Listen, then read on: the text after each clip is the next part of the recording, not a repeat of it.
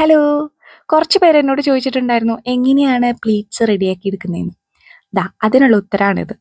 എങ്ങനെയാണ് പ്ലീറ്റ്സ് റെഡിയാക്കി എടുക്കുന്നതെന്ന്. ഞാനിവിടെ 1/2 ഇഞ്ചാണ് വീതി എടുത്തിരിക്കുന്നത്. ഉള്ളിലേക്ക് 1/2 ഇഞ്ച്, പുറത്തേക്ക് 1/2 ഇഞ്ച് ആയിട്ടാണ് എടുത്തിരിക്കുന്നത്. ഇതിന്റെ ഗ്യാദേഴ്സ് എടുക്കുന്നത് സെന്റർ പോർഷനിൽ നിന്നാണ്. കാരണം ആലിയ കട്ട് ആയതുകൊണ്ടാണ്. നിങ്ങൾക്ക് ഫ്രണ്ട് ഫുള്ള് ഗ്യാദേഴ്സ് വേണം എന്നുണ്ടെന്നുണ്ടെങ്കിൽ നിങ്ങൾക്ക് സൈഡിൽ നിന്ന് തന്നെ ഇട്ട് തുടങ്ങാം.